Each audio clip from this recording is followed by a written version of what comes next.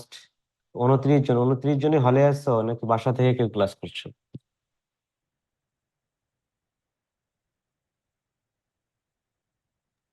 না স্যার, আমি বাসায় আছি, এখন যাইনি। বাসায় আসছো, ওকে। সো আমরা আজকের টপিকে আলোচনায় যাব আর কি, hatchery definition, importance and management. So আমরা আগে জেনেছি hatchery, what is hatchery. So এখানে দেখো যে আমার স্ক্রিন দেখা যায়? জি স্যার। জি জি ওকে, স্যার। স্যার, যাই। ওকে। আমার ভয়েস কি লাউড? জি sir. Okay, very good. So আমরা আলোচনা করি হ্যাচারি।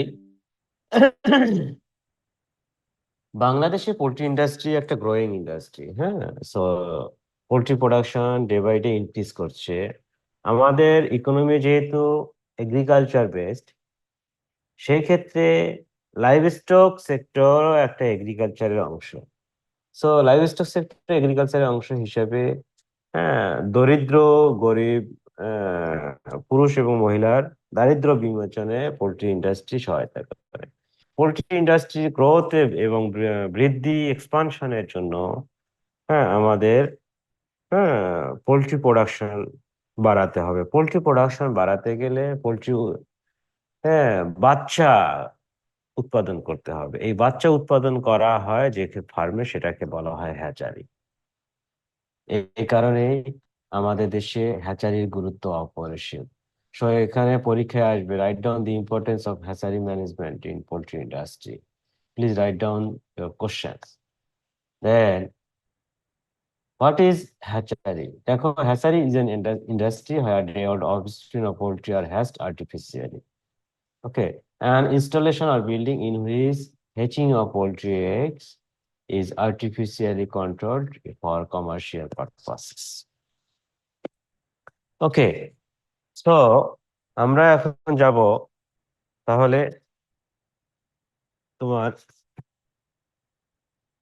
প্লিজ ওয়েট, আমি একটু লিখে নেই। তোমাদের এই ক্লাসগুলো আসলে প্রবলেমই হচ্ছে, তোমরা আসলে,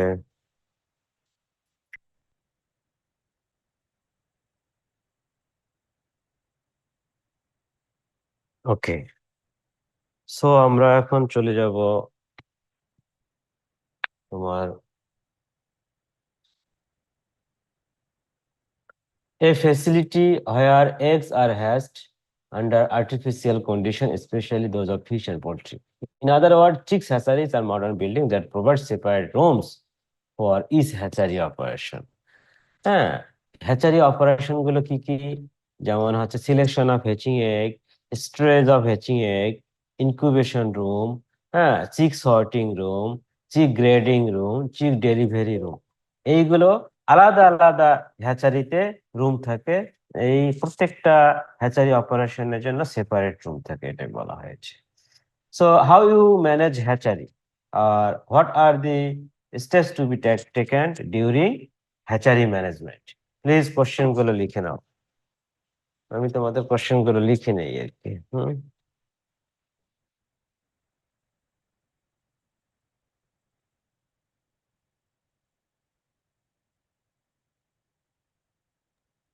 স্যার, কোশ্চেন একটু আরেকটা যদি বলতেন। What are the steps to be followed during hatchery management, লিখে নাও।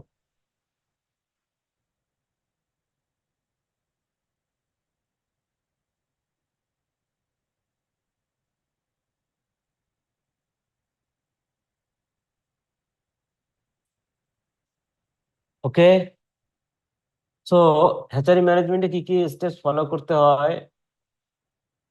আমরা দেখি প্রথমে আছে যে বায়োসিকিউরিটি অ্যান্ড হাইজিন মেনটেন করতে হয়, বুঝতে পারছো? এরপরে হচ্ছে কি, egg handling, identification and stress, that means hatching egg. Handling করতে হয়, আইডেন্টিফিকেশন এবং স্ট্রেস করতে হয় প্রপার স্ট্রেস কন্ডিশনে। তারপরে ইনকিউবেশনের ক্ষেত্রে আমরা জানি চিকেনের ইনকিউবেশন পিরিয়ড 21 ডেজ। হ্যাঁ, প্রথম 18 দিনকে বলা হয় সেটিং পিরিয়ড, পরের 3 দিনকে বলা হয় হ্যাচিং পিরিয়ড। ঠিক আছে? এই প্রথম 18 দিনে এগ যেখানে থাকে সেটাকে, সেই ইনকিউবেটরকে বলা হয় সেটার। আর লাস্ট 3 ডেজে হ্যাচিং পিরিয়ডে ডিম যেখানে থাকে সেটাকে বলা হয় হ্যাচার। সেটার এবং হ্যাচার, হ্যাঁ, আলাদা আলাদা মেশিনেও থাকতে পারে অথবা এক মেশিনেও থাকতে পারে। বোঝা গেছে? জি sir. Okay, keep in mind, যে কেউ রেসপন্স করবে বা সবাই রেসপন্স করতে হবে আর কি, হ্যাঁ, চুপ করে থাকা যাবে না। তো সেটিং পিরিয়ডে আমরা কি কি রুলস ফলো করব দেখো এখানে বলা আছে, খুবই গুরুত্বপূর্ণ তোমাদের মিড টার্মের জন্য। Always set eggs in rotation, avoid excessive egg age. মানে ডিমের বয়সটা কিভাবে নির্ধারণ করা হয় লিখে নাও, এইগুলো সব লিখে নাও, তোমাদের কিন্তু এগুলো ভাইবার কোশ্চেন, হ্যাঁ, এগুলোই হচ্ছে যে গুরুত্বপূর্ণ তোমাদের।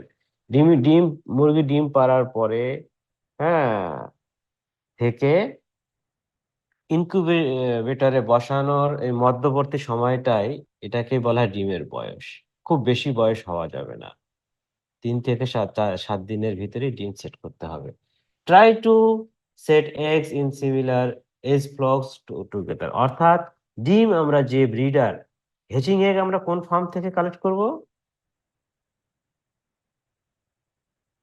দেখো তোমরা যদি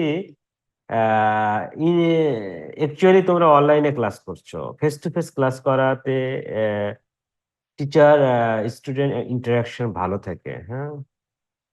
তো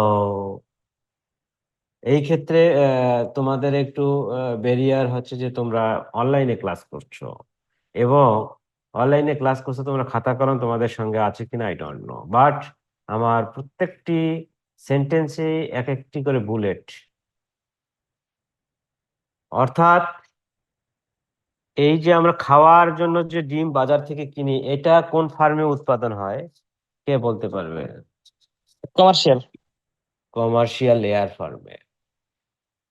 ডিম উৎপাদনের জন্য হ্যাচারিতে যে ডিম কালেকশন, বাচ্চা ফোটানোর জন্য হ্যাচারিতে যে ডিম কালেকশন করা হয়, that means hatching egg or fertile egg, এটা কোন ফার্ম থেকে কালেক্ট করা হয়? Very good, breeder farm, either parent stock and grand parent stock farm. এখানে বলা হয়েছে যে ফার্ম থেকে আমরা ডিম কালেক্ট করব, বা যদি 2-3টে ফার্ম থেকে আমরা ডিম কালেক্ট করতে থাকি, তাহলে মুরগির বয়স যেন সেম এজের হয়ে থাকে, 36 সপ্তাহ হোক বা 36 থেকে 38 সপ্তাহ হোক, এরকম আর কি। কোনো ডিম কালেক্ট করলা তুমি 24 সপ্তাহ মুরগির বয়স, সেই ব্রিডার ফার্ম থেকে ডিম কালেক্ট করলা, আর কোনোটা আবার কালেক্ট করলা 48 সপ্তাহ মুরগির বয়স, সেই ফার্ম থেকে, ডেফিনেটলি তোমার আর্লি এজে ফ্লক থেকে কিংবা লেটার এজের ফ্লক থেকে ডিম কালেক্ট করা না ভালো না আর কি। Set eggs earlier from young and old flock, দেখছো এখানে বলা হয়েছে pre warm egg, egg collection করার পরে ডিমটাকে আগে একটু গরম করে নিতে হবে 25 ডিগ্রি সেলসিয়াসে 8 থেকে 12 ঘন্টা, ইনকিউবেটরে বসানোর আগে। হ্যাঁ, দেখো ideally egg should be set between 3 to 7 days after they are laid. আমি যে কিছুক্ষণ আগে বললাম ডিমের বয়স 3 থেকে 7 দিনের ভিতরেই ইনকিউবেটরে বসাতে হবে। হ্যাঁ, এখানে দেখছো খুবই গুরুত্বপূর্ণ এই ইয়াগুলো পরীক্ষায় আসবে, বাকিগুলো করে নিতে হবে, মেইন গুলো আমি আলোচনা করছি। এরপরে আছে হ্যাচার। হ্যাচার শুড বি প্রিয় ওয়ান প্রিয় টু, মানে ডিম ওই সেটার থেকে হ্যাচারে ট্রান্সফার করার সময় আগেই হ্যাচার মেশিনটা, হ্যাঁ, টার্ন অন করে একটু প্রাথমিকভাবে গরম করে নিতে হবে, হ্যাঁ। তারপরে সেটারে যে ডিম যে ট্রেতে রাখা হয় সেটাকে বলা হয় সেটিং, সরি হ্যাচারে, হ্যাঁ, ডিমটাকে কি করা হয় জানো, তোমার হচ্ছে আস্তে করে জাস্ট শোয়াই দেওয়া হয় আর কি, হ্যাঁ, হরাইজন্টালি। বাট সেটারে ডিম ভার্টিক্যালি থাকবে, মোটা প্রান্ত উপরের দিকে করে 45 ডিগ্রি অ্যাঙ্গেলে উলম্ব ভাবে থাকবে, ভার্টিক্যালি থাকবে। বাট হ্যাচারে লাস্ট 3 দিনে হ্যাচিং ট্রেতে ডিমগুলো যা শোয়াই দেওয়া হয়, কারণ কি বাচ্চা তার ঠোঁট দিয়ে ডিমের খোসাটাকে ভেঙে, এটাকে বলা হয় পিপিং, হ্যাঁ, এটাকে ভেঙে সে বের হবে, যার কারণে হরাইজন্টালি রাখা হয়, মনে রেখো আর কি, হ্যাঁ। Another stage cleaning and disinfection, অবশ্যই ক্লিনিং অ্যান্ড ডিসইনফেকশনে গুরুত্ব দিতে হবে। তারপরে যখন বাচ্চা হয়ে গেল, চিক প্রসেসিং অ্যান্ড ভ্যাকসিনেশন, চিকগুলোকে আমরা ড্রাইং করব, গ্রেডিং করব, সেক্সিং করব, ভ্যাকসিনেশন করে তারপরে আমরা ডেলিভারি দেবো। এরপরে রেকর্ড কিপিং করতে হবে যে কত ডিমের ভিতরে কতগুলো বাচ্চা হ্যাচ আউট হলো আর কি, হ্যাঁ। এরপরে হচ্ছে ইকুইপমেন্ট, দ্যাট মিনস আবার ফাইনালি ডিম বাচ্চা যখন আমরা ডেলিভারি দিয়ে দিলাম, আবার ইনকিউবেটর, ইনকিউবেশন রুম, এইগুলো ক্লিনিং এন্ড ডিসইনফেকশন করতে হবে। বিশেষ করে ইনকিউবেটরটাকে আমাদের মেনটেন করতে হবে। বোঝা গেছে?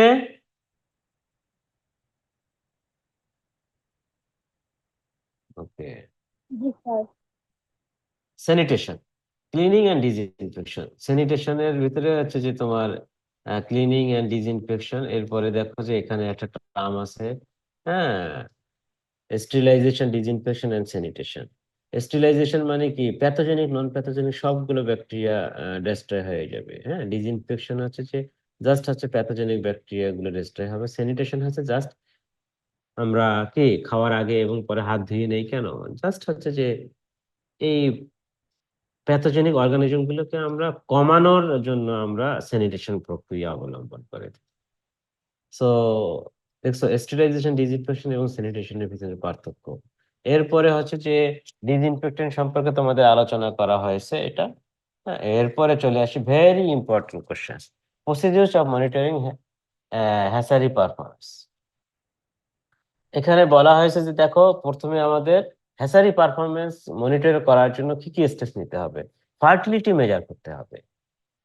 ফার্টিলিটি মেজার করতে হবে বিভিন্ন ভাবে। Break out the fresh unincubated egg, অর্থাৎ কি একটা ডিম ভেঙে আমরা দেখতে পারি এটা ফার্টাইল না ইনফার্টাইল, ঠিক আছে। পার্শিয়ালি ভেঙেও আমরা দেখতে পারি, তো কিন্তু এভাবে তো দেখা যাবে না, হ্যাঁ। তাহলে তো ডিমটা নষ্টই হয়ে যাবে। র্যান্ডমলি এটা এই দুইটা করা হয়। আর ব্রেক আউট ইনকিউবেশন ক্লিয়ার, অর্থাৎ এখানে বলা হয়েছে ব্রেকিং আউট ইনকিউবেটর ক্লিয়ার, অর্থাৎ কি, হ্যাঁ, তোমার হচ্ছে যে এটাকে ইনডাইরেক্টলি মিন করেছে তোমার ক্যান্ডলিং, অর্থাৎ কি ইনকিউবেটরে ডিম সেট করার পরে আমরা দেখবো যে আসলে তোমার ওই যে 7 এবং 14তম দিনে ডিমের ভিতরে লাইট পাস করায় দেখবো, এটাকে বলা হয় ক্যান্ডলিং, হ্যাঁ। এর এর ভিতরে দেখবো যে এটা যদি একটু ব্ল্যাক টাইপের থাকে আর কি, তাহলে বুঝবো যে এটাতে এমব্রায়ো গ্রো করতেছে এবং বা ফার্টাইল। আর যদি একেবারে ট্রান্সপারেন্ট স্বচ্ছ থাকে তাহলে এটা ইনফার্টাইল, আমরা ওইটাকে ইনকিউবেটর থেকে ক্লিয়ার করে নিব। এক্সামিনিং দি হ্যাচারি ডেব্রিস। হ্যাচারি ডেব্রিস মানে কি, তোমার ধরো যে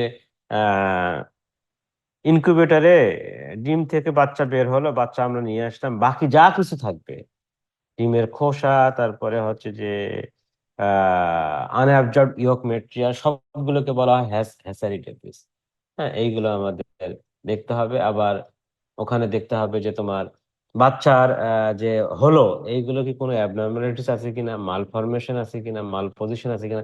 এই ম্যাল নিউট্রিশন আর মাল নিউট্রিশন, এটা মানে কি?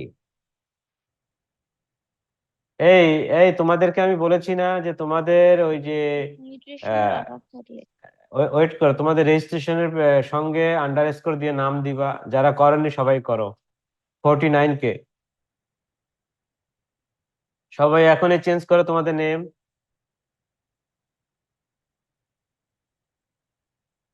মঞ্জুমা, রীতা, জান্নাতুল, 001 এ চেঞ্জ করো, ওকে।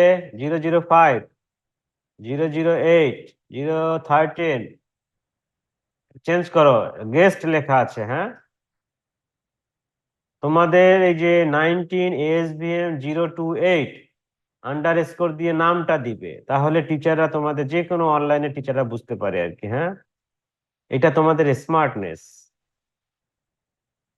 অনেকে লিখছে পূজা দাস উইদিন ব্র্যাকেটে registration number this, it's okay, no issue, হ্যাঁ। এগুলো দাও। বলো 49 কে, এই 49 উর্মি বলো দেখি,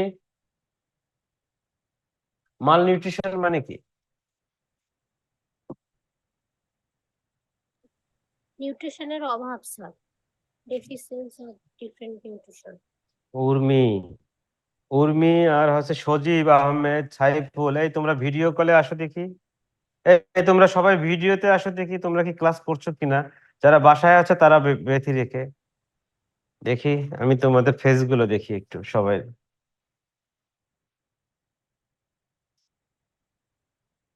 কই সাইফুল? সাইফুল কি ব্যস্ত? নো, সাইফুল নেই। এনিওয়ে, আহ এনিওয়ে আর কি, মাল নিউট্রিশন মানে কি, কি বোঝাচ্ছে বলো ফারুক?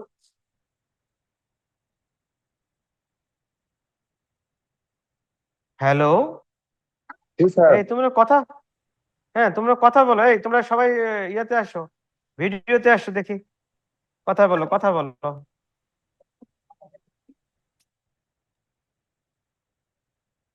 কই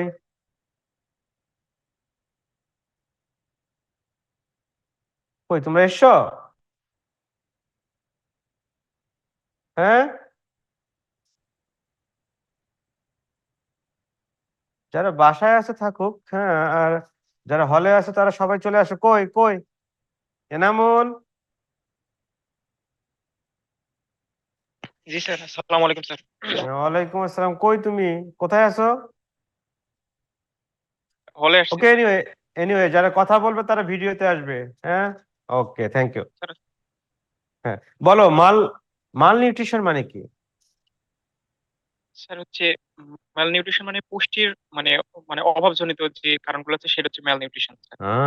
পুষ্টির অভাব তার মানে কি? ধরো তোমার হাইট কত? Sir 5 foot 4 sir. 5 foot 4, 5 foot 4-এ তোমার ওয়েট থাকার কথা 62, তোমার ওয়েট কত? স্যার 55। 55 কি স্ট্যান্ডার্ড আছে? ধরো না স্যার, স্ট্যান্ডার্ড। হ্যাঁ, না স্যার। তাহলে কি তুমি মাল নিউট্রিশনে আছো? স্যার বলা চলে স্যার। বলা চলে মানে, ওকে। আচ্ছা, তোমার ওজন যদি 65 কেজি হয় তাহলে কি হবে? 60 কেজি থেকে 5 কেজি বেশি আছে। স্যার সেটা তো ওভার ওয়েট হয়ে যাবে স্যার। Over weight, okay. সো লিখে নাও সবাই, malnutrition means under and over nutrition. That means তোমার ওজন যতটুকু হওয়ার কথা, 60 কিলো, 60 কিলোর উপরে হলেও এটা মাল নিউট্রিশন। যারা খুব বেশি ওয়েট হেলদি, তাদেরটাও নিউট্রিশনের সমস্যা, তাদের বেশি নিউট্রিশন আছে। আবার ওয়েট কম হলে তাদের কম নিউট্রিশন আছে। এই যে দুইটা, বেশি এবং কম, দুটাকেই বলা হয় মাল নিউট্রিশন। জি sir. Malnutrition means under and over nutrition is called malnutrition. শুধু হ্যাঁ, নিউট্রিশনের অভাব হয়ে শুকনা তাদেরকে আমরা পুষ্টিহীনতায় ভুগে তা না। বোঝা গেছে? জি স্যার, কম বেশি দুইটাই। Right, okay. Anyway, video off করো। হ্যাঁ, এরপরে হচ্ছে যে monitoring egg weight loss during incubation. হ্যাঁ, so egg weight loss to 18 weeks and chick ill কি আমরা জানবো। এরপরে মনিটরিং টেম্পারেচার, টেম্পারেচার সব সময় মনিটর করতে হবে। হ্যাঁ, monitoring hash Windows, hash Windows কি আমরা জানবো। ঠিক আছে।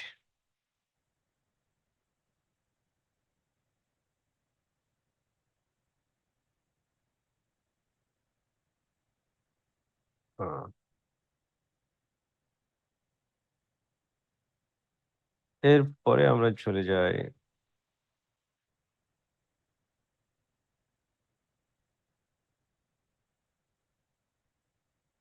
দেখা যাচ্ছে কি যেন মানজুমা না কে আছে, এই দেখা যাচ্ছে না। ওকে, মঞ্জুমা, তোমার ফুল নেম কি? বাসা কত?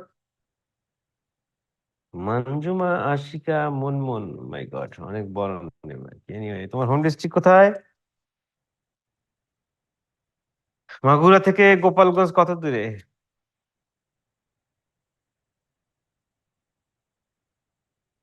এটা বেশি না কম?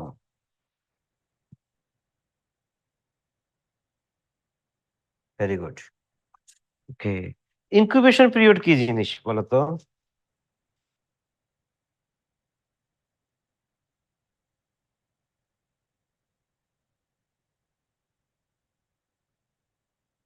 মঞ্জুমা, ডিম ফুটে বাচ্চা হওয়ার প্রক্রিয়া।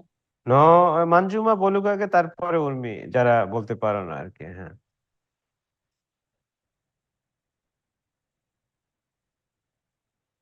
ওকে।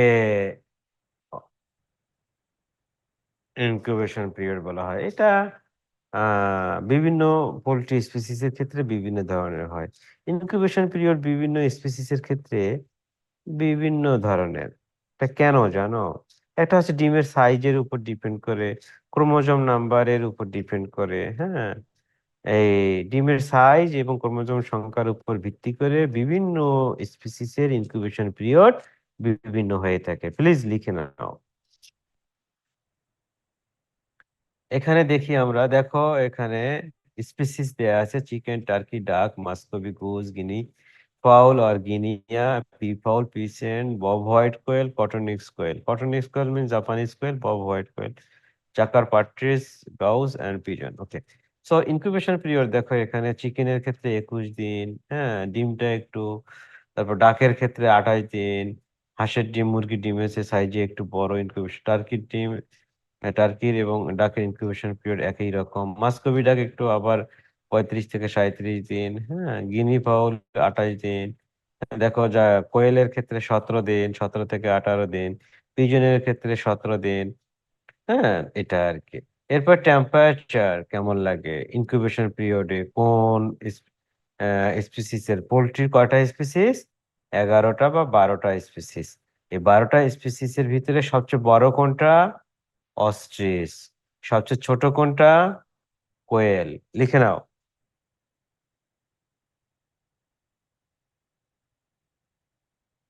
সো হ্যাঁ, এদের বিভিন্ন স্পিসিসের ইনকিউবেশন পিরিয়ড বিভিন্ন হয়ে থাকে। এই বিভিন্ন স্পিসিসের ডিমগুলো যদি আমরা ফুটাতে যাই ইনকিউবেটরে, তাহলে টেম্পারেচার কেমন লাগবে এখানে দেয়া আছে।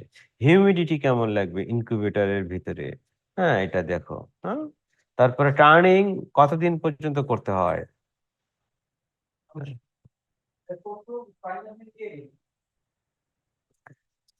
হ্যাঁ, ইয়া, তারপরে হচ্ছে যে, হ্যাঁ, টার্নিং কখন করতে হয়? আমি আগেই বলেছি যে কোন চিকেন, যে স্পিসিসের ইনকিউবেশন পিরিয়ড যতদিন, হ্যাঁ, সেই ইনকিউবেশন পিরিয়ড থেকে লাস্টের 3 দিন বাদ দিয়ে 3 দিনের আগ পর্যন্ত আমরা টার্নিং করব।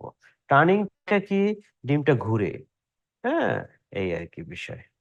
তো আমরা চিকেনের ইনকিউবেশন পিরিয়ড 21 দিন, প্রথম 18 দিন আমরা টার্নিং করব, পরে তার মানে প্রথম 18 দিনে বাচ্চা অলমোস্ট হয়ে গেছে, হ্যাঁ, তারপরে আমরা টার্নিং করব না। তাহলে টার্নিং, এই যে উর্মি, তুমি বলো তো, ডাকের ইনকিউবেশন পিরিয়ড যদি 28 দিন হয়ে থাকে, তাহলে আমরা টার্নিং কবে বন্ধ করব?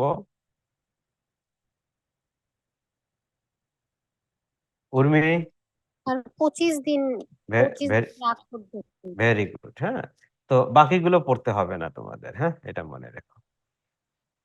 ওকে, তোমাদেরকে আমি একটা ইয়া দেখাই আর কি, দেখি। হ্যাঁ,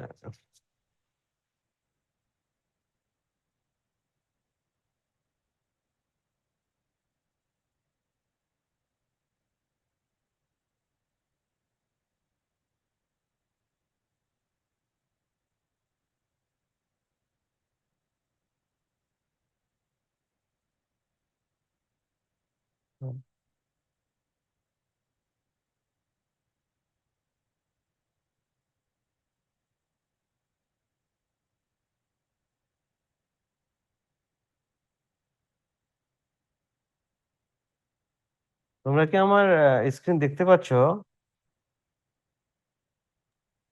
না স্যার, এখন ওকে, ওয়েট।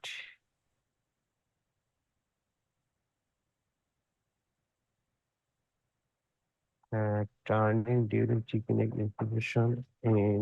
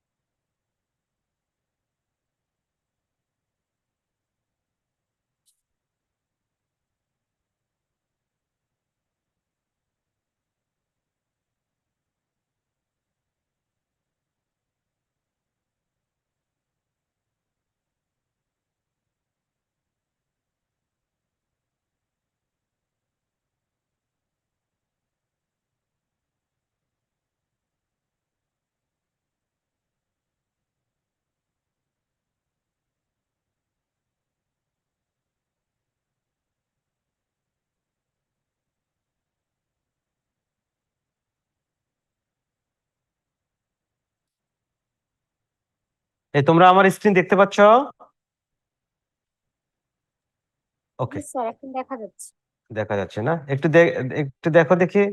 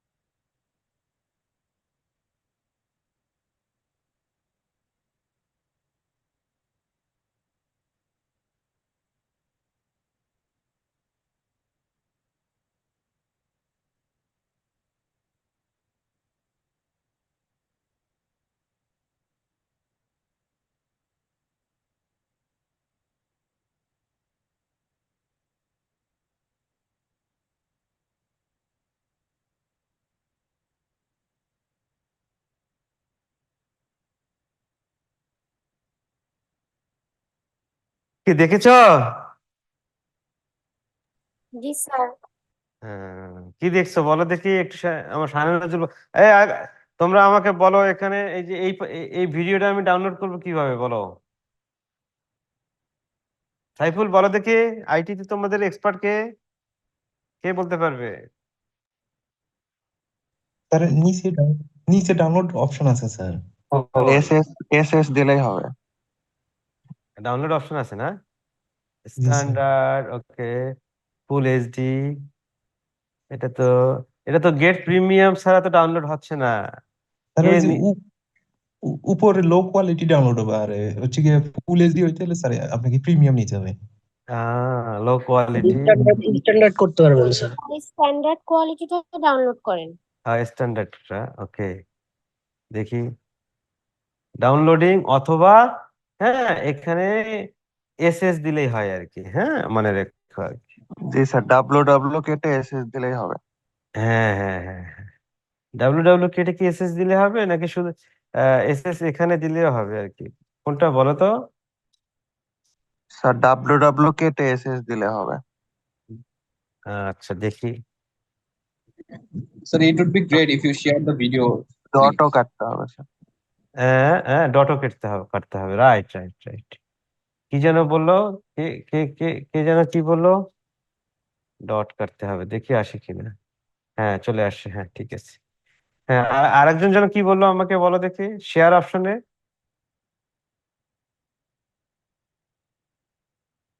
এটার কোয়ালিটি ভালো আসে। হ্যাঁ, এনিওয়ে আমি তোমাদেরকে ভিডিওটা দিয়ে দেব গ্রুপে। হ্যাঁ, এটা হচ্ছে যে একটা হ্যাচারির মানে এগ আসতেছে, নিয়ে আসতেছে, হ্যাঁ, ট্রাকে ইয়াতে করে হ্যাচিং ব্রিডার ফার্ম থেকে, দেন চিক ডেলিভারি দিচ্ছে, পুরো প্রসেসটা এটা একটা। হ্যাঁ, কি ধারণা হয়েছে তো নাকি তোমাদের? বলো,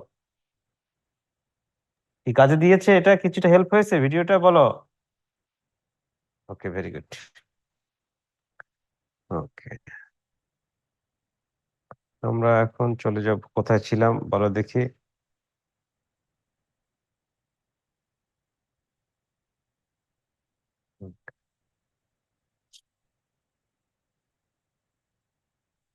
সো এখানে দেখো, দেখা যাচ্ছে না আমার? জি স্যার। ওকে, দেখো এখানে ডিসইনফেকশন এন্ড ডিসইনফেক্টেন্ট আছে। ডিসইনফেকশন একটা প্রক্রিয়া, ডিসইনফেক্টেন্ট হচ্ছে যে কেমিক্যালস গুলো ইউজ করা হয়। এবং ওখানে দেখো যে কেমিক্যালস ইউজ করতেছে, হ্যাঁ, ডিসইনফেকশনের ক্ষেত্রে ওই ভিডিওতে একটা স্টেপে দেখা গেছে আর কি। এবং কোন ডিসইনফেক্টেন্টটা আমরা ইউজ করব? বাজারে অনেক ডিসইনফেক্টেন্ট আছে। হুম, এখন এইগুলো ভেজালে ভরা। হ্যাঁ, তো আমরা ইউজ করতেছি, বাট হচ্ছে যে জার্ম কিল হচ্ছে না। হ্যাঁ, সো সেই ক্ষেত্রে আমাদের করণীয় হচ্ছে যে তোমাদের ইয়া আর কি, একটা প্রপার ডিসইনফেক্টেন্ট আমাদের ইয়া করতে হবে। এটা কিভাবে বুঝবো? ক্যারেক্টারিস্টিক্স অফ আইডিয়াল ডিসইনফেক্টেন্ট, এটা হচ্ছে জার্মিসিডাল পাওয়ার খুব হাই থাকবে, হিউম্যানের ক্ষেত্রে করসিভ হবে না, টক্সিক হবে না, আর এর স্টেবিলিটি ভালো হবে, সলিউবিলিটি ওয়াটারে, মিক্সিং অ্যাবিলিটি, হোমোজেনিসিটি ভালো থাকতে হবে। হ্যাঁ, এইগুলো আর কি। So right down the characteristics of ideal disinfectant. হ্যাঁ, এটা পড়ে নেবে আর কি। কোশ্চেন গুলো লিখে নাও বাবারা। হ্যাঁ, এরপরে আমরা চলে যাব, ওকে, 7।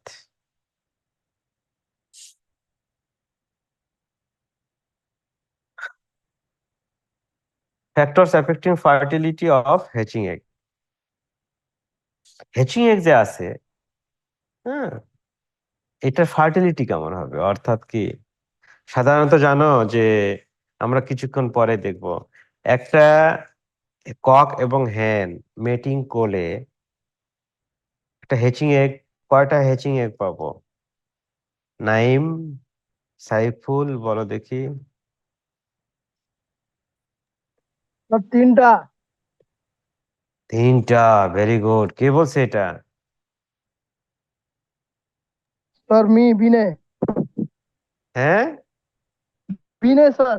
বিনে, 3টা। ওকে, একবার এই পুরুষ মহিলা মিটিং করলে, বুঝতে পারছো, হ্যাঁ, 3 থেকে 7 দিন পর্যন্ত হ্যাচিং এগ আমরা পাইতে পারি। একটা ডিম তৈরি হতে কতদিন সময় লাগে? Sir 24 hour. 24 আওয়ার্স। কে বলছে? Sadia, very good. 24 থেকে 26 ঘন্টা সময় লাগে। অলমোস্ট প্রতিদিনই একটা করে ডিম পাওয়া যায়। একবার মেটিং করলে এই স্পার্মের ভায়াবিলিটি চিকেনের ক্ষেত্রে তোমার 3 থেকে 7 দিন পর্যন্ত থাকে। হ্যাঁ, সো 3টা যে ডিম পাবো, এটা এক্স্যাক্টলি 3টা নাও পেতে পারি। হ্যাঁ, ঠিক আছে। সো এখন দেখবো যে হ্যাচিং এগুলোর ফার্টিলিটি কেমন হবে আর কি। হ্যাঁ, তো আমরা দেখি আর কি যে এটা হচ্ছে যে এগ ওয়েট এবং সাইজের সঙ্গে কিছু রিলেশন আছে। তো আমি তোমাদের এটা পড়তে হবে না আর কি। হ্যাঁ, আমরা এই শীটটা আমি মনে হয় সাইফুল দিয়েছি তোমাদেরকে, রাইট সাইফুল? জি স্যার, দিয়েছেন স্যার, একসাথে দিয়েছেন অনেকগুলো। ওকে, একসঙ্গে দিয়েছি। হ্যাঁ, এটার চেয়ে আমি আর একটা শিটে যাব। এটা খুবই গুরুত্বপূর্ণ, সেম শিটে আর কি টপিক। এরপরে এটা, ওকে, এই এই সব শিট থেকে সবগুলো পড়তে হবে না তো, আমি এখন যেগুলো বলছি সেইগুলো পড়বে। হ্যাঁ, ফার্টিলিটি। ফার্টিলিটি মিন্স কি? এটা কি শুধু পুরুষের ফার্টিলিটি নাকি মেলের, মহিলার ফার্টিলিটি? পুরুষ মহিলা উভয়েরই ফার্টিলিটি। হ্যাঁ, এটাই আর কি। সো কেন ফার্টিলিটি গুরুত্বপূর্ণ? ফার্টিলিটির অর্থনৈতিক গুরুত্ব কি? কারণ কি, আমরা ব্রিডার ফার্ম থেকে ডিম আনতেছি, বাট ইনফার্টাইল এগ আমরা ইনকিউবেটরে বসাচ্ছি, 21 দিন পর্যন্ত তার যত্ন করতেছি। হ্যাঁ, মনে করো যে ইনকিউবেটরে বসায়, কিন্তু ডিম বাচ্চা পাচ্ছি না। আলটিমেটলি ব্যবসা কি, মনে করো যে স্বর্গে যাবে নাকি জি স্যার। সাদিয়া? জি স্যার। কেমনে স্বর্গে যাবে? স্যার ব্যবসায় লস স্যার ব্যবসায় লস হলে স্যার ব্যবসায় লাল লস বাতি জ্বালা রাখতে হবে স্যার সামনে দিয়ে। না, লাল বাতি জ্বাললে তো তোমাকে নরকে যেতে হবে। ব্যবসায় লস হলে তো নরকে যেতে হয়, ব্যবসায় লাভ হলে স্বর্গে যেতে হয়।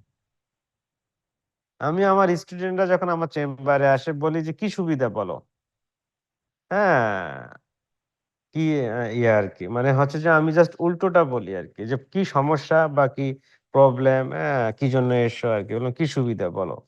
তো এটাই আর কি, আমি তো বললাম যে বাচ্চা ফুটবে না হ্যাচারিতে, তার মানে ব্যবসা আমাদের স্বর্গে যাবে, আসলে ব্যবসা নরকে চলে যাবে, লাল বাতি চলবে আর কি। এটাই আর কি।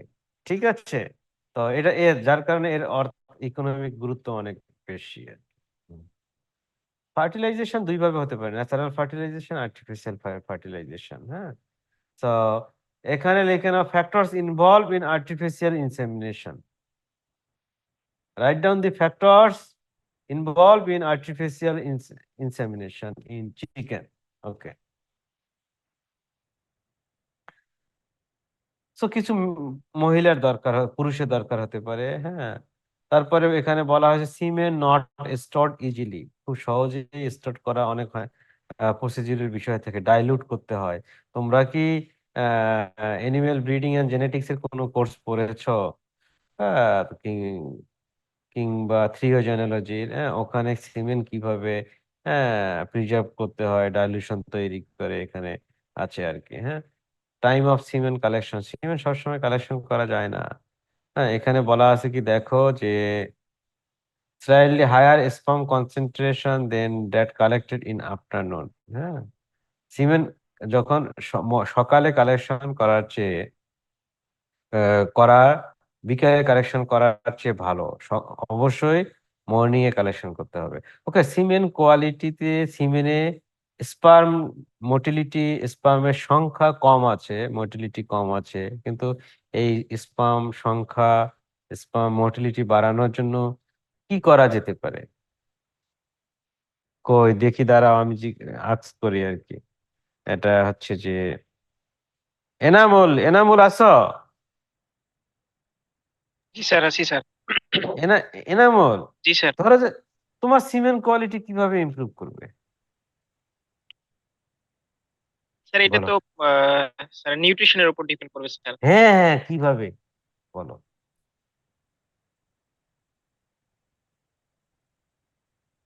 Sorry, sorry, sorry. এটা তোমরা এটাতে হাসাহাসি করবে না, কোনো কিছু করবে না। ওকে, সো আমি এনামুলকে আসলে ছোট করার জন্য বলছি না, এনামুলের এভরিথিং ওকে, সে খুব ভালো ছেলে আর কি। আমি এক্সাম্পল দিচ্ছি, সিমেন্ট কোয়ালিটি হিউম্যানের, গরুর, চিকেন যাই হোক না কেন ইমপ্রুভ করার ক্ষেত্রে কিছু ভিটামিন ই, সেলেনিয়াম সমৃদ্ধ খাবার খেতে হয়। বুঝতে পারছো? এই যে ছোলা খাওয়ানো হয় ষাঁড়কে সিমেন্ট কোয়ালিটি ইমপ্রুভ করার জন্য। বুঝতে পারছো? ঠিক সেরকমই আর কি, এখানে বলা হয়েছে সিমেন্ট কোয়ালিটি ইমপ্রুভ করার জন্য নিউট্রিশন সাপ্লাই দিতে হবে। তো এনামুলকে আমি 200 টাইমস থ্যাঙ্কস জানাই যে সে নিউট্রিশনের ইফেক্টটা বলতে পারছে। আমি জাস্ট এটাই শুনতে চেয়েছিলাম আর কি।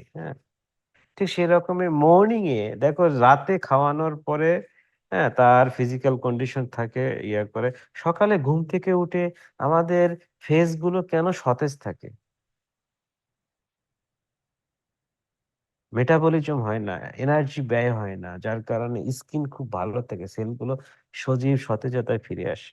হুম ঠিক সেরকম স্পার্মের কোয়ালিটিও ভালো থাকে।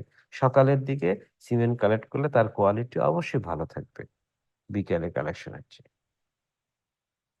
সে একটা লং টাইম তোমার রেস্টে ছিল।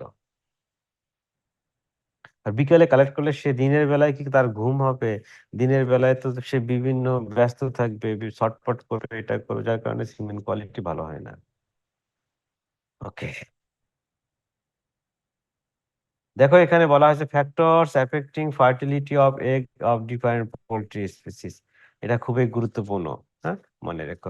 সো এনামুল, সরি, তুমি মনে কিছু নিও না, অন্যরাও তাকে না খাপাবে স্যার, না। সমস্যা নেই হ্যাঁ, স্যার। হ্যাঁ, ওকে, এটা আমি জাস্ট হচ্ছে তোমাদের বোঝানোর জন্য আর কি।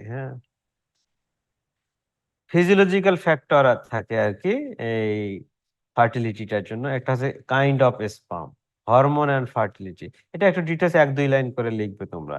এজ অ্যান্ড ফার্টিলিটি, হ্যাঁ, fertility in both male and female chicken is at maximum during then first yearling, অর্থাৎ কি প্রথম বছরে তাদের ভালো হয়ে থাকে আর কি। এরপরে দেখো যেটা খুবই গুরুত্বপূর্ণ, সেটা হচ্ছে male female ratio in mating pen. বিভিন্ন পোল্ট্রি স্পিসিসের ক্ষেত্রে হুম মনে করো ফার্টাইল এগ, হ্যাচিং এগ পেতে গেলে কয়টা, চিকেনের ক্ষেত্রে কি আহ, একটা হেন একটা একটা কক একটা হেনের সঙ্গে মিটিং করে না। চিকেনের ক্ষেত্রে হেভি ব্রিড এবং লাইট ব্রিড। হেভি ব্রিড মানে কি, যাদের বডি ওয়েট বেশি, লাইট ব্রিড যাদের বডি ওয়েট কম। হেভি ব্রিডের কয়েকটা এক্সাম্পল কি কেউ দিতে পারবে? যে দিতে পারবে তাকে A+ দিব। লাইট ব্রিডের এক্সাম্পল বলো। হোয়াইট লেঘন। এই হোয়াইট লেগন কি, medium breed, heavy breed, light breed, নাম ইয়ে করতে হবে। এই তোমরা চেঞ্জ করনি এখনো না? সাইফুল, সাইফুল, জি স্যার। আমি কিন্তু তোমাদের ক্লাস নেওয়া স্টপ করে দিব, বলে দিলাম। তোমরা আমার ইনস্ট্রাকশন ফলো করছো না, সবাইকে ইনফর্ম করে দিবা যে তাদের নামগুলো চেঞ্জ করার জন্য 19 ASBM 044 আন্ডারস্কোর দিয়ে তার নাম হবে XYZ, এরকম করে সবাইকে ইনস্ট্রাকশন দিয়ে দিবে। আর নেক্সট ক্লাস থেকে সবার ভিডিও কলে এই ভিডিওতে ক্লাস হবে আর কি। হ্যাঁ, keep in mind, okay? Okay sir. Okay, আমি কিন্তু খুবই সহজ সরল মানুষ, বাট আমাকে তোমরা মানে রাগান্বিত করো না আর কি, কিপ ইন মাইন্ড। তোমাদের ক্লাসের জন্য আমি 7টার দিকে এসেছি অফিসে।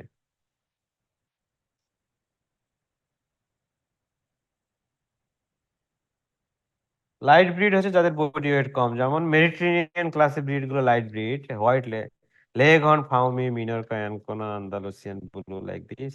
এর ভিতরে গ্রেগর জোহান ম্যান্ডেল কোন ব্রিড নিয়ে কাজ করে জানো?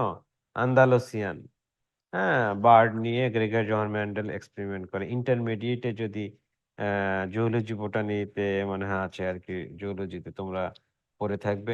হেভি ব্রিড যেমন হচ্ছে জার্সি ব্ল্যাক জায়ান্ট, রোড আইল্যান্ডের, নিউ হ্যাম্পশায়ার, এগুলো যদি medium, but Rhode Island Jersey black giant সবচেয়ে জাইগান্টিক ফিগারের, হ্যাঁ, হয়ে থাকে আর কি। তো দেখো লাইট ব্রিডের ক্ষেত্রে কি একটা মেল অনেকগুলো ফিমেলকে সাথ দিতে পারে, 12 থেকে 15টা। বাট হেভি ব্রিড যেহেতু ফিমেলের বডি ওয়েট বেশি, সে কম ফিমেলকে, একটা মেল কম ফিমেলকে সাপ্লাই দিতে পারবে আর কি। হ্যাঁ, ডাকের ক্ষেত্রে এক টাইপ মিড টাইপ, এক টাইপের ক্ষেত্রে বডি ওয়েট কম, মিড টাইপের ক্ষেত্রে বেশি, এখানে বলা হয়েছে। গুজের ক্ষেত্রে দেখো এটা কেমন, কোয়েলের ক্ষেত্রে।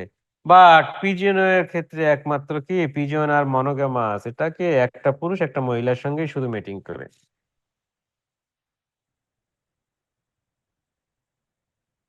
পিজনের কে মরফোলজিক্যাল ক্যারেক্টারিস্টিক্স, পিজনের জেনেটিক্যাল ক্যারেক্টারিস্টিক্স যেটাই বলো না কেন, এটা আমাদের হিউম্যানের চেয়েও ভালো আর কি। ওকে, গিনি ফাউল, হ্যাঁ, এটা হচ্ছে যে 6 থেকে 8টা ফিমেলের জন্য একটা মেল। ঠিক আছে, তারপরে অ্যানাদার পয়েন্ট হচ্ছে rate of egg production and fertility, preferential mating, এগুলো অত বেশি দরকার নেই তোমাদের। হ্যাঁ, ম্যানেজমেন্টাল ফ্যাক্টর, এই যে এনামুলেরটা আসে, নিউট্রিশন, সিজনও একটা ফ্যাক্টর ফার্টিলিটির জন্য আর কি। হ্যাঁ, টেম্পারেচার একটা ফ্যাক্টর, লাইট একটা ফ্যাক্টর, ডিজিজ হলে তো ডেফিনেটলি বার্ডের হেলথ ভালো থাকবে না, হ্যাঁ, সিমেন কোয়ালিটি ভালো থাকবে না। এখানে আছে সোশ্যাল ডমিনেন্স, একটা দেখো গুরুত্বপূর্ণ টার্ম। সোশ্যাল ডমিনেন্স মানে কি জানো? পোল্ট্রি ভাইসেস কি জিনিস বলো তো? Vice chancellor, but poultry versus, VICES, এই পোল্ট্রি ভাইসেস এর বাংলা কি? চেকারিয়া। স্যার বদ অভ্যাস, মুরগিতে যেসব বদ অভ্যাস থাকে। Very good, bad habits. এই যে মুরগির ভিতরে ব্যাড হ্যাবিটস কি জানো? সোশ্যাল ডমিনেন্স, পেক অর্ডার, মানে কি সবলরা দুর্বলের উপর মাতবরি করে। মুরগিতে এটা প্রচন্ড বেশি, মানুষের চেয়েও বেশি। মানুষের এটা খুব বেশি না? কেউ যদি একটু দুর্বল বা কোনো কথা বলে না, সহজ সরল, তাকে সবকিছু চাপায় দেওয়া হয়। একটা গ্রুপে 10 জন আছো, কিন্তু কেউ যদি একজন সিরিয়াস হয়, হ্যাঁ, তার উপর কাজ চাপায় দেওয়া হয়। Am I right?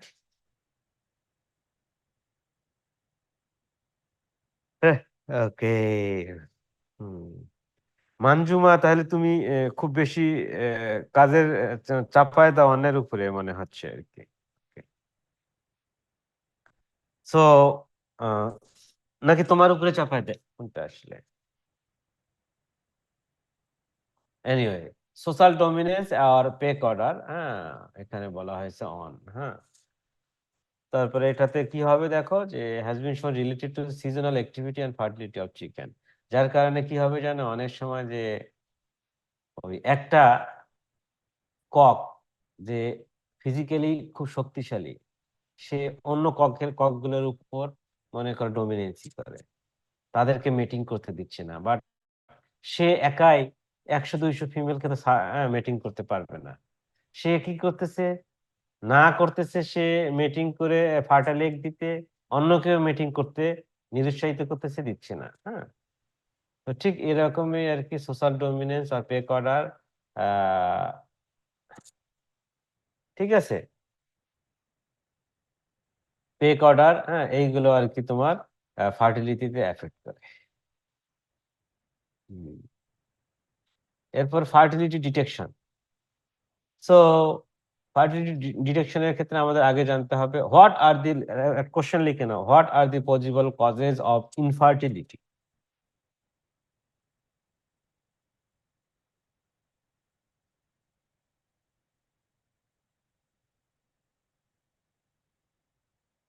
এই পয়েন্টস গুলো তোমাদের দিতে হবে। প্যারেন্টস খুব খুব বয়স্ক, ইয়াং, হ্যাঁ, এটা আছে। তারপরে মেল ফিমেল মেটিং রেশিও মেনটেন করা হচ্ছে না, এইগুলো পয়েন্টস। হ্যাঁ, এই কয়েকটা পয়েন্টস তোমাদের মিড টার্মে আসবে এই কোশ্চেনটা আর কি। হ্যাঁ, মনে রেখো। Now we are going to be, what are the points to be considered for securing good fertility? ফাইনালে থাকবে তোমাদের এই কোশ্চেনটা। ম্যানেজমেন্ট অফ ব্রিডিং স্টক, মানে ব্রিডার ফার্ম ম্যানেজমেন্ট করতে হবে। এজ অফ ব্রিডিং স্টক,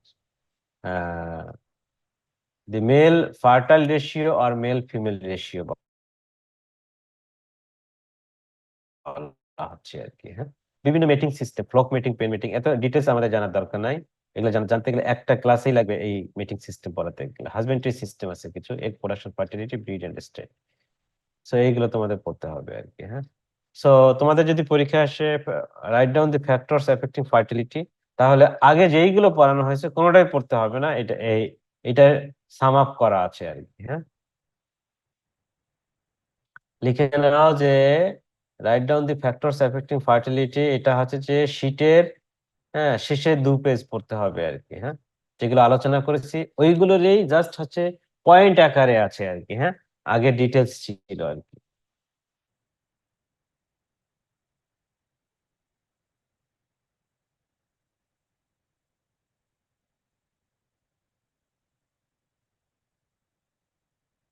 আট, নয়।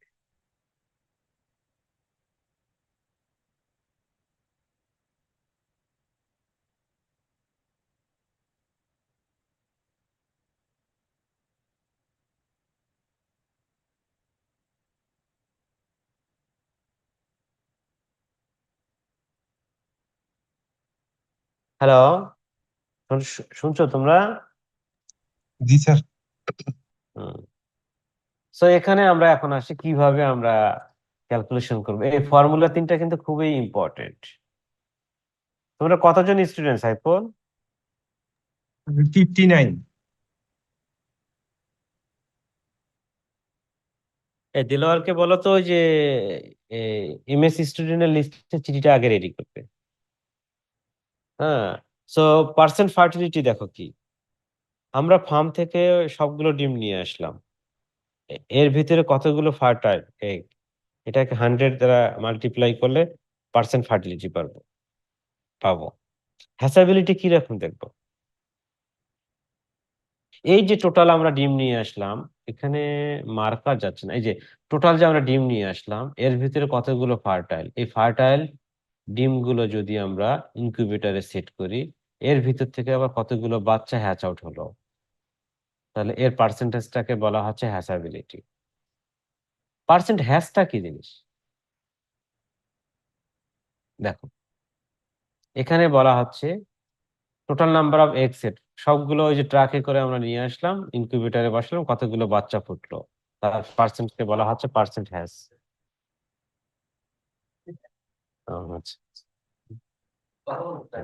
ঠিক আছে, আমি ফোন দিব রাতুল। হ্যাঁ, তো পার্সেন্ট ফার্টিলিটি হচ্ছে, দেখো এখানে, এই তোমরা কি বুঝতে পারছো পার্সেন্ট হ্যাসাবিলিটি আর পার্সেন্ট হ্যাসের ভিতর পার্থক্য কি? সাইফুল বলো, জি স্যার। কি বলো তো, সাদিয়া একটু বুঝাই বলো তো সবাইকে। জি স্যার। স্যার পার্সেন্ট হ্যাসাবিলিটি বলতে বোঝায় যে মানে কতগুলো ফার্টাইল এগের মধ্যে থেকে কতগুলো চিক আর কি আমরা পাবো। আর রাইট, পার্সেন্ট হ্যাস হচ্ছে গিয়ে মানে টোটাল মানে ফার্টাইল আর ইনফার্টাইল দুইটা ইগে হতে পারে ওখান থেকে ভেরি গুড, ভেরি গুড। তাহলে কোনটা লাভজনক হবে?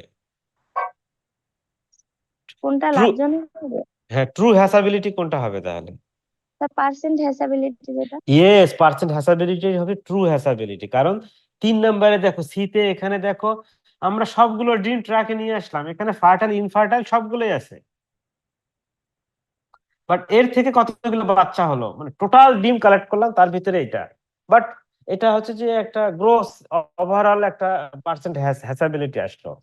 বাট এই টোটাল ডিমগুলো থেকে আমরা যদি হ্যাচিং এগ গুলোকে আলাদা করে ওইগুলো শুধু যদি বসাই, তাহলে বাচ্চার সংখ্যা বেশি হবে। তাহলে বিজনেস পলিসিতে পার্সেন্ট হ্যাসাবিলিটি ভালো পার্সেন্ট হ্যাসের চেয়ে। বাট এটা হ্যাসাবিলিটি দুই ভাবে ক্যালকুলেশন করা হয়। একটা হচ্ছে যে 3 নাম্বার সি, টোটাল এগের সংখ্যার উপরে, অথবা টোটাল ফার্টাইল এগের সংখ্যার উপরে। দুই ভাবেই হ্যাসাবিলিটি ক্যালকুলেশন করা হয়, ফার্টিলিটি একভাবেই। বোঝা গেছে? জি স্যার। ওকে, যারা বোঝো নাই তারা হচ্ছে 25 সাদিয়া বা উর্মি সাইফুলের কাছে বুঝে নিবা, সাইফুল এখনো বুঝে নাই আর কি আসলে। হ্যাঁ,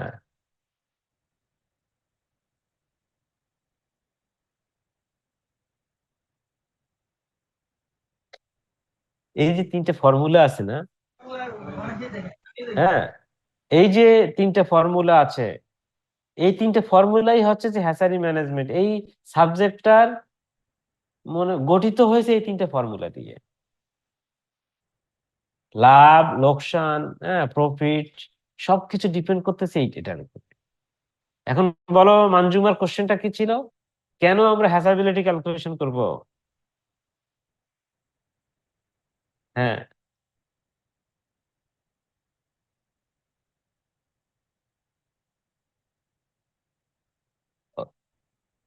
পার্সেন্ট হ্যাজ দিয়ে তোমার ভালো প্রফিট, তুমি যে প্রফিটে যাবা কিনা, বা তোমার বেশি প্রফিট হচ্ছে নাকি কম প্রফিট হচ্ছে, এই পার্সেন্ট হ্যাজ দিয়ে খুব ভালোভাবে বুঝতে পারবে না।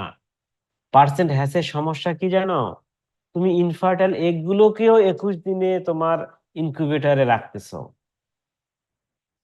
কিন্তু ওই টোটাল পার্সেন্ট হ্যাসের ক্ষেত্রে টোটাল ডিমগুলো থেকে খারাপ ডিমগুলোকে যদি বাদ দিয়ে আরো কিছু আমরা ডিম সেট করি, তাহলে হ্যাঁ 21 দিনে আমরা অনেক বাচ্চা পাবো। বোঝা গেছে? ওকে, এই কারণে সবসময় আমরা পার্সেন্ট হ্যাসাবিলিটিকে থিঙ্কিং করবো। মনে করো একটা ডিম গোল, ওই ডিমটাকে আমরা বাদ দিব। ওই যে হ্যাচিং এগ এর ক্ষেত্রে বলা হয়েছে না তোমাদের, সিলেকশন অফ হ্যাচিং এগ, এর আগের ক্লাসে পড়ানো হয়েছে কি?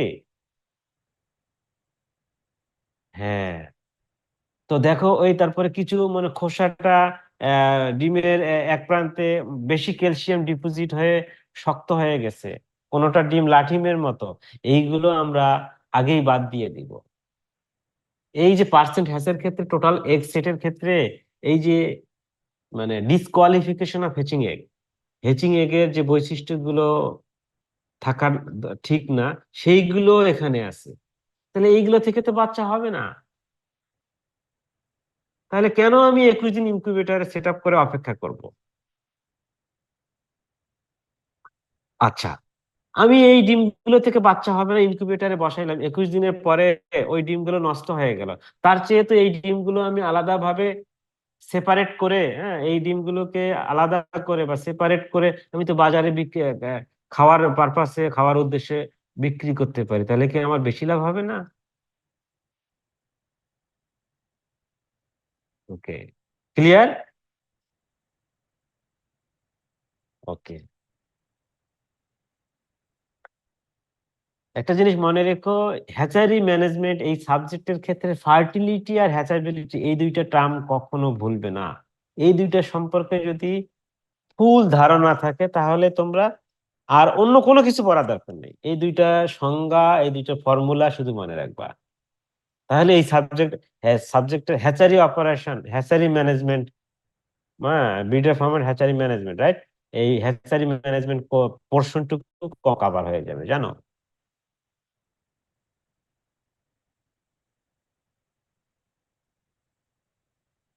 এরপরে হ্যাচাবিলিটি, হ্যাচাবিলিটি মেজার অফ সাকসেস, এটা হচ্ছে হ্যাচাবিলিটি হচ্ছে একটা হ্যাচারির বেশি, হ্যাচাবিলিটি পার্সেন্টেজ যত বেশি হবে ওই হ্যাচারির তত প্রফিটে যাবে। এর জন্য অনেকগুলো ফ্যাক্টর দায়ী, কিছু ফার্ম ফ্যাক্টর দায়ী আছে, কিছু হ্যাচারিতে কিছু ফ্যাক্টর দায়ী আছে, ফ্যাক্টর গুলো পড়ে নেবে। হ্যাঁ, হ্যাচাবিলিটি ডেফিনেশন তোমাদের এখানে বলা হয়েছে। হ্যাঁ, এখানে ফ্যাক্টরস এফেক্টিং হ্যাচিং, অর্থাৎ অনেক সময় বাচ্চা দেখা যাচ্ছে যে মুরগির বাচ্চা কতদিনে ফোটার কথা? 21 দিন। 21 দিনে, অনেক সময় 20 দিনেও ফুটে যায়, অনেক সময় আবার 23 দিন, 22 দিনেও লেগে যায়। আর্লি হ্যাচের ক্ষেত্রে কি কি ফ্যাক্টর দেয়, লেট বা ডিলে হ্যাচের জন্য কি কি ফ্যাক্টর দেয়? হ্যাঁ, এগুলো পড়ানোর কিছু নেই, বোঝানোর কিছু নেই, বাট পরীক্ষায় আসবে, মনে রেখো আর কি। হ্যাঁ, এই শীটটা খুবই গুরুত্বপূর্ণ। ওকে,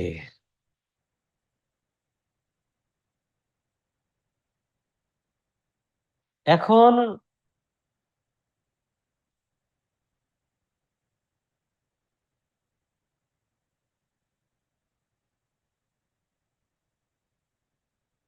তোমরা কি দেখতে পাচ্ছ আমার শীট?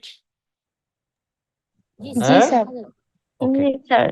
তাহলে আমরা কি হইলো দেখো, আমরা প্রথমে ব্রিডার ফার্ম থেকে ডিম কালেকশন করলাম, কোন কোন বৈশিষ্ট্যের ভিত্তিতে আমরা হ্যাচিং এগ সিলেকশন করব, বাদ দিব সেটা জানলাম। এরপরে আমরা এই ডিমগুলোকে স্টোর করলাম, করার পরে ইনকিউবেটরে বসালাম, ইনকিউবেটর 21 দিন পরে আমরা বাচ্চা পেলাম। এই বাচ্চার কোয়ালিটি কেমন হবে, গুড কোয়ালিটি, ব্যাড কোয়ালিটি, খারাপ, এটা আমরা এখন জানবো। দেখো, সিকোয়েন্স অনুযায়ী স্টেপ বাই স্টেপ কিন্তু আসছে, হ্যাঁ, আমাদের এই হেডিং কিংবা টপিক গুলো আর কি, বা লেকচার গুলো। কোয়ালিটি অফ ডে অফ চিক কিভাবে আমরা মেজার করব? তোমরা আমার দেখতে পাচ্ছ তো নাকি? হ্যাঁ, জি স্যার। ওকে, একটু please wait. Okay, parameter use to assess chick quality, দেখি। Physical parameter, appearance, eyes, beaks, feathers, legs, toes, navel, vents. Behavioural parameter কি কি? Activities, noise level. So appearance এর ক্ষেত্রে প্রথমে আসি আমরা, কি দেখো, chick should be dry and clean, free from adhering dried yolk. অনেক সময় বাচ্চার এই যে ইয়ক মেটেরিয়াল গুলো, আনঅ্যাবজর্বড ইয়ক মেটেরিয়াল গুলো লেগে থাকে, শেল অ্যান্ড শেল মেম্ব্রেন। আইস কেমন হবে? Open, alert and bright.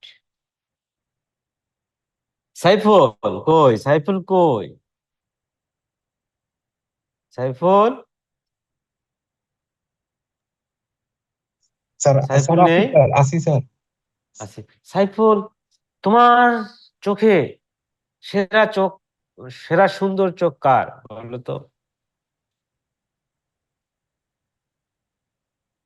আছে নাকি তোমার ক্লাসের, স্যার তোমাদের তোমাদের ইয়ার মেটে কেউ আছে নাকি অন্য অন্য কোথাও আছে সেরা চোখ বিশিষ্ট সেই?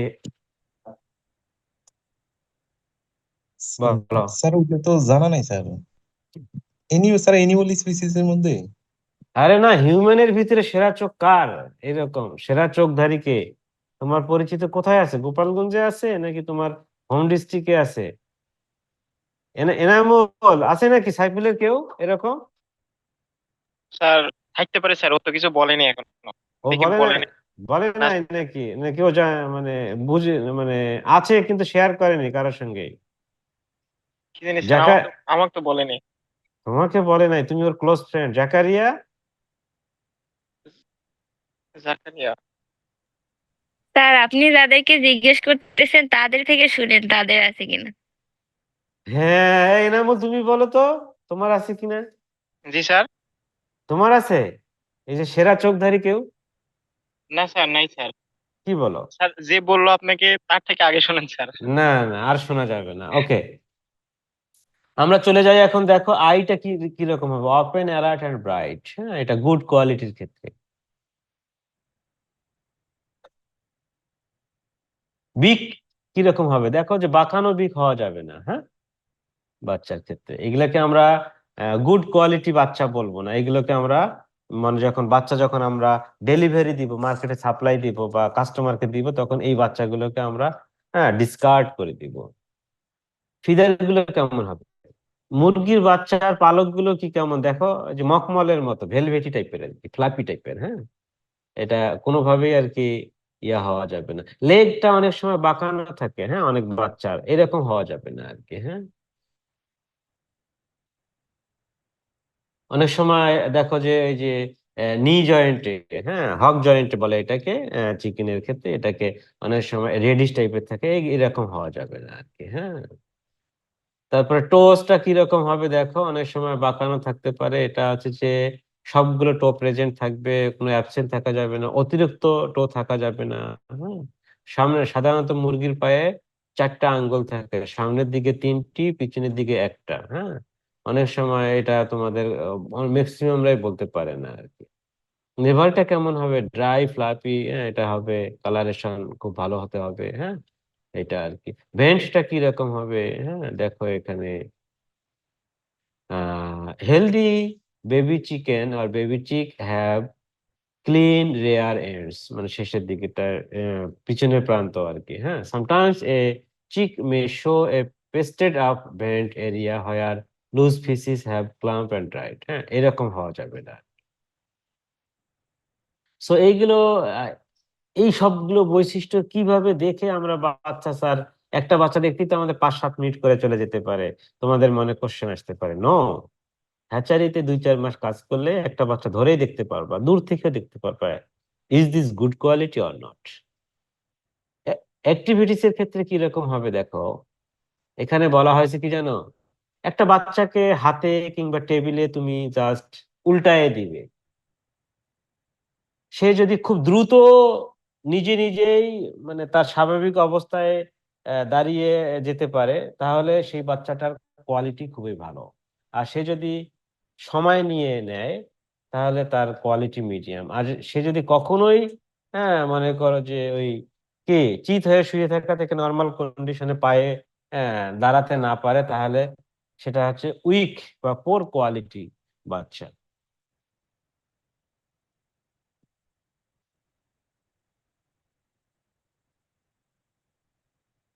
বোঝা গেছে? হ্যাঁ, এগুলো হচ্ছে যে এটাকে কি বলে, এই যে সিস্টেমটাকে বলো তো? Sir brooder. ব্রুডিং, ব্রুডিং করা হচ্ছে। আর এটাতে চিক গার্ড, হ্যাঁ, এটাকে বলা হয়। আর উপরে এটাকে বলা হচ্ছে ব্রুডার আর কি। হ্যাঁ, আর পুরো সিস্টেমটাকে বলা হচ্ছে ব্রুডিং সিস্টেম। নয়েজ লেভেল মানে চিরপিং শব্দ করবে আর কি, চিরপিং চিরপিং, লাউডলি চিরপিং। হ্যাঁ, এরকম আর কি, কিচিরমিচির শব্দ করবে, যেটাকে বলা হচ্ছে আর কি। যদি শব্দ বেশি কম করে, তাহলে মনে হবে যে গুড কোয়ালিটি বাচ্চা না। বোঝা গেছে? সো আমাদের টপিক ছিল parameters use to assess chick quality. হ্যাঁ, আর quality of day on chick লিখে নাও।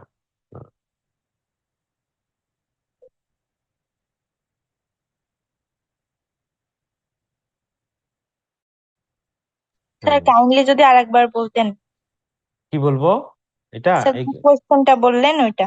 হ্যাঁ হ্যাঁ হ্যাঁ স্যার কোশ্চেন যে হ্যাঁ লিখে নাও, parameter use to assess chick quality or quality of day old chicks, হ্যাঁ এটা আর কি।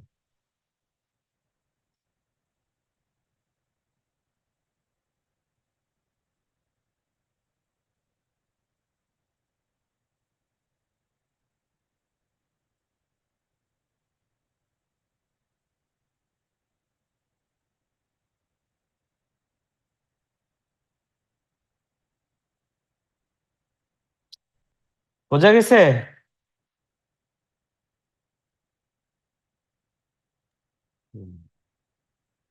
সো আমরা আজকে কি থাকবে নাকি আমরা কন্টিনিউ করবো বলো? আজকে থাকবে। সো আমরা অলমোস্ট হ্যাচারির পার্টটুকু শেষের দিকে, হ্যাঁ। আর হচ্ছে একটা দুটা একটা বা দুটা ক্লাস হলে আমরা শেষ করে দিতে পারবো। দেন আমরা ব্রিডার ফার্ম এই পোর্শনে চলে যাব, হ্যাঁ। হোপফুলি আমরা আজকে আমাদের 3টা ক্লাস হলো নাকি? 3টা মিন্স 6টা ক্লাস হবে, 6টা ক্লাসে অ্যাটেন্ডেন্স হবে আর কি, হ্যাঁ। সো আমরা নেক্সট ক্লাসে আমরা শেষ করে তোমাদের ব্রিডার ফার্মে চলে যাবো। ব্রিডার ফার্মে 4টা ক্লাস লাগবে, দেন আমরা শেষ করে দিব আর কি ইনশাআল্লাহ। 4টা বা কিংবা 5টা আর কি, হ্যাঁ 4টাই লাগুক আর কি। ঠিক আছে, সো আমরা তাহলে এই পর্যন্তই রাখি নাকি ক্লাস কন্টিনিউ করব বলো? 53 অর্থাৎ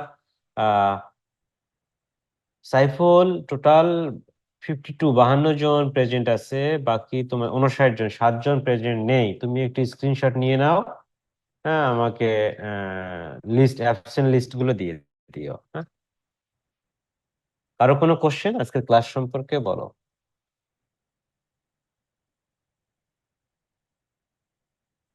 হ্যাঁ, আমি তোমাদের অ্যাসাইনমেন্ট স্টুডেন্ট লিস্ট পেয়ে গিয়েছি, গ্রুপ করে অ্যাসাইনমেন্টের টাইটেল আমি দিয়ে দিব।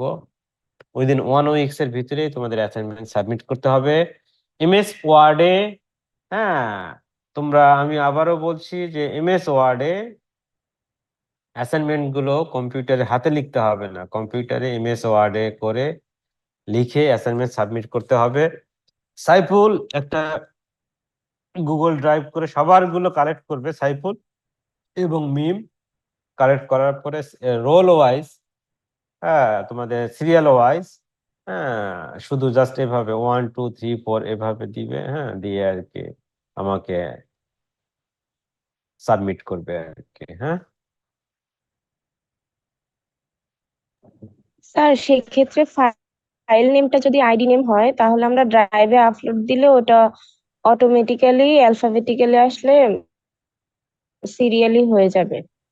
নো, তোমরা লিখে নাও অ্যাসাইনমেন্টে তোমাদের এর আগে যেভাবে দিয়েছিল, হ্যাঁ। আমি বলি তোমাদের, তোমরা একটু থাকো, আমি বলছি, হ্যাঁ।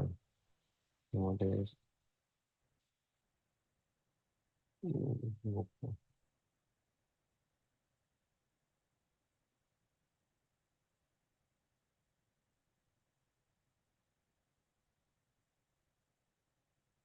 তোমাদের জাহিদা জাহিফাকে সাইফুল, আরে সাইফুল, স্যার স্যার আইডি 1 যাইতাম। ওকে।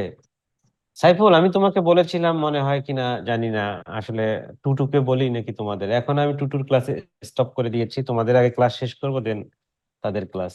তোমরা কি তাদের আগে ক্লাস শুরু করেছো? আমি right are not? G sir, আমরা একটু আগে শুরু করছি। তোমরা কতদিন আগে শুরু করেছো? 1 মাস নাকি 15 দিন নাকি 1 সপ্তাহ? স্যার, ব্যবধান বেশি নাই, এক সপ্তাহের মতো হবে আর কি।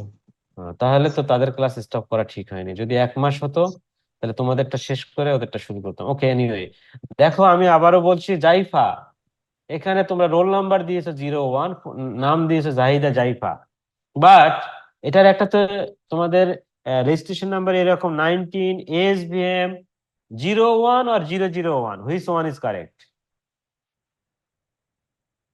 স্যার 001। জাইফার আমি পেয়েছি, হ্যাঁ। সো ওকে, এখানেই থাকো। 19 ASBM 001, হ্যাঁ, এভাবে। তাহলে তোমাদের ইয়াটা হবে কিরকম? অ্যাসাইনমেন্টের লিস্ট তোমাদের হবে, লিখে নাও। জাইফা তুমি লিখে নাও সিরিয়াল 1 ডট,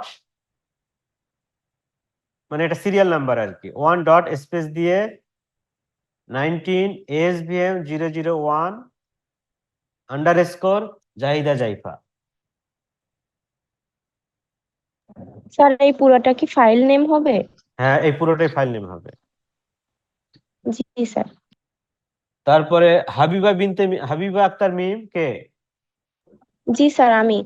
তুমি, তোমারটা হবে 2 ডট, মানে আন্ডার স্পেস 2 নম্বর সিরিয়ালে 19 ASBM 002 আন্ডারস্কোর হাবিবা আক্তার মিম। জি স্যার। এভাবে তোমাদের ফাইলগুলো অ্যাসাইনমেন্ট করে title page, font page, index, তারপরে অ্যাসাইনমেন্ট সবগুলো একসঙ্গে অ্যাটাচ করে দেন হচ্ছে যে পিডিএফ করা যাবে না, ওয়ার্ড ফাইলে, হ্যাঁ, ফাইল নাম এভাবে করে সাইফুলকে সেন্ড করবা, সাইফুল আমাকে সেন্ড করবে সবগুলো একসঙ্গে। কিপ ইন মাইন্ড 5 জনের করে একটা গ্রুপ করব, 5 জনের একটা অ্যাসাইনমেন্টেই হবে, 5 জনের জন্য একটা টাইটেলের একটা অ্যাসাইনমেন্টই হবে। বাট আমি এই 5 জনের ভিতরে দেখব, হ্যাঁ, যে কারটা কি রকম ডিফারেন্ট। স্যার প্লিজ ওয়েট, আমি দেখতে চাই কারটা কি রকম ডিফারেন্ট। হ্যাঁ, তোমরা যদি থিঙ্কিং করো, স্টাডি করে অ্যাসাইনমেন্ট করো, 5 জনেরটা 5 রকম হবে। যদি তোমার চ্যাট জিটিপি, জিমিনি নাকি আরো কি কি আছে যেন, হ্যাঁ, মহাইমিনা, হাবিজাবি, যাই হোক যত ইয়া আছে, এআই টুলস আছে, এইগুলো দিয়ে ইউজ করলে একই রকম হবে। আমি দেখতে চাই ডিফারেন্সটা কিরকম, তোমাদের ক্রিয়েটিভিটি কিরকম, যার কারণে 5 জনকে আমি একটা অ্যাসাইনমেন্টে দিব। এই 5 জন কারোর সঙ্গে কেউ শেয়ার করবে না। ওকে, এখন বলো 010 কে কি বলতে চাইলে? এসভিএম এটা কে? 010, হ্যাঁ স্যার বর্ষণ বলছিলাম স্যার। হ্যাঁ, বর্ষণ সাহা বলো। স্যার ওই যে স্যার বললেন না স্যার 1.19 ESBM স্যার, এই ওয়ানটা কি স্যার? কারণ সিরিয়াল আমাদের নাম্বার, মাঝখানে না না, এটা সিরিয়াল নাম্বার। সিরিয়াল নাম্বার হলে আমি, হ্যাঁ, সিরিয়াল নাম্বার হলে তোমার ওই গুগল ড্রাইভে দিলে সিরিয়ালে চলে আসবে, হ্যাঁ, যার কারণে আর কি আমার। না স্যার, এর হ্যাঁ, জন্য জিজ্ঞেস করলাম কারণ স্যার মাঝখানে ফোন নাই, মাঝখানে 2-3টা গ্যাপ আছে তো স্যার, এর জন্য আমি জিজ্ঞেস করলাম স্যার। রোল গ্যাপ আছে আমাদের। ও আচ্ছা আচ্ছা আচ্ছা আচ্ছা আচ্ছা আচ্ছা।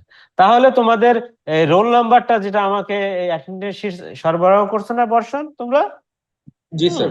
তাহলে সেভাবেই দাও। যেমন জাইফার ক্ষেত্রে 1 ডট হবে, হ্যাঁ, তারপরে হচ্ছে এনামুলের যেমন ক্ষেত্রে, 10 স্যার। দাঁড়া, এনামুলের ক্ষেত্রে যেমন 5 ডট হবে, হ্যাঁ, তারপরে 6, 7, 8, 9, 10, 11, 12, 13, 14, 14 আছে যে কি যেন, সৈয়দ আক্তার, এই তোমার নামের স্পেলিং কি? SH শামিম নাকি এটা কি SHMIM শামিম লেখা কি হবে এটা? স্পেলিং মিস্টেক আছে কিনা নামগুলো একটু দেখে নিও আর কি তোমরা, হ্যাঁ। এই না তোমাদের স্যার, ওর এটি স্পেলিং এরকমই স্যার। ভুল হয়ে গেছে আর কি, যাই হোক, হ্যাঁ।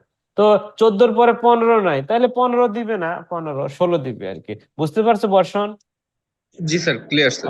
ওকে, ক্লিয়ার, হ্যাঁ, সবাই যদি ক্লিয়ার থাকে ইটস ওকে। সো আমরা তোমাদের ক্লাস নিয়ে ওরিড হওয়ার কিছু নাই। আমি যদিও ব্যস্ত এবং বাট আমি তোমাদের ক্লাস, হ্যাঁ, ডিউ টাইমে শেষ করব। আমার ক্লাস নিয়ে তোমাদের পরীক্ষা কিংবা কোনো বা ডিউ টাইমে পরীক্ষা দিতে পারছো না এরকম কোনো টেনশনের কিছু নেই আর কি, হ্যাঁ। Hopefully everything will be gone. Okay, so sir, যদি হ্যাঁ বলো। স্যার অ্যাসাইনমেন্টে কি স্যার নরমালি অ্যাসাইনমেন্ট করব নাকি স্যার সাইটেশন বা রেফারেন্সিং দিয়ে সুন্দর করে আর্টিকেল টাইপের করে দিব? হ্যাঁ হ্যাঁ হ্যাঁ হ্যাঁ হ্যাঁ হ্যাঁ, দ্যাটস গুড। Okay, 10 definitely. হ্যাঁ, রেফারেন্সে তো অ্যাসাইনমেন্টে তো কিছু রেফারেন্স থাকবে, যে 5-7টা রেফারেন্স তুমি ইউজ করেছো, সেইটা 5-7টা রেফারেন্স দিতে হবে আর কি। হ্যাঁ, এবং আমি দেখতে চাই কার অ্যাসাইনমেন্ট কত সুন্দর হয়। এই 5 জনের একটা গ্রুপের ভিতরে অনেকে জাস্টিফাইড দিয়ে লিখবে না, অনেকে টাইম নিউ রোমান 12 দিয়ে লিখবে না, অনেকে 1.5 লাইন স্পেস দিবে না। ঠিক আছে, হ্যাঁ। তো আমি এইগুলো আসলে অ্যাসাইনমেন্টে করি। শুধু অ্যাসাইনমেন্ট ইজ নাথিং বাট হচ্ছে যে আমি জানি যে তোমরা এই অ্যাসাইনমেন্টটা তৈরি করতে কম্পিউটারে কিছু কাজ জানো।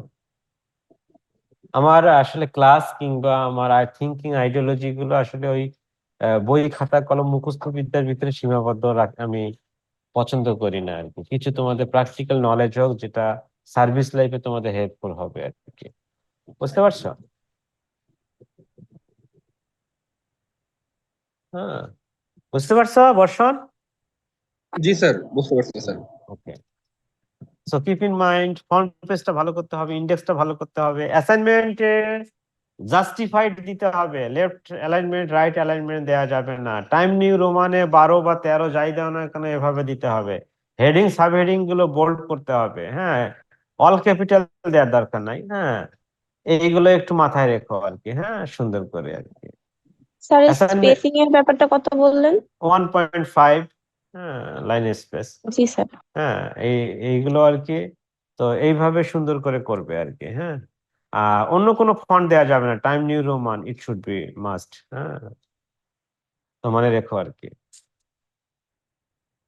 আমি দেখতে চাই তোমাদের অ্যাসাইনমেন্ট, যেমন হচ্ছে অ্যাসাইনমেন্টে অবশ্যই ইন্ট্রোডাকশন থাকবে, হ্যাঁ, অবজেক্টিভস থাকবে, লিখে নাও, মেথোডোলজি থাকবে। মেথোডোলজি কি, তুমি বিভিন্ন অনলাইনে বিভিন্ন আর্টিকেল পড়ে, হ্যাঁ, বিভিন্ন বই, ম্যাগাজিনস, হ্যাঁ, এইগুলো পড়ে তুমি সেকেন্ডারি ডেটা, হ্যাঁ, কালেক্ট করে তুমি এই অ্যাসাইনমেন্ট করেছো, এটাই তার methodology.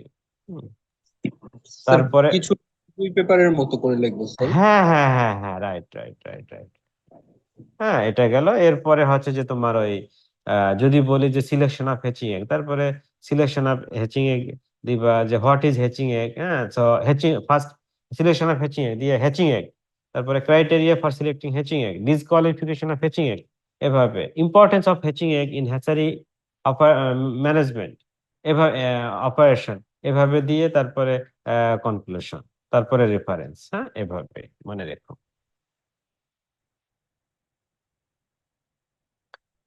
So that's all about your class for today. Okay, so now we can stop here. Okay. So ভালো থেকো। আগামীকালকে ফ্রাইডে ক্লাস হবে কি হবে না আমি জানাবো তোমাদেরকে আগের দিনেই আর কি, হ্যাঁ। ওকে। Okay sir. ওকে।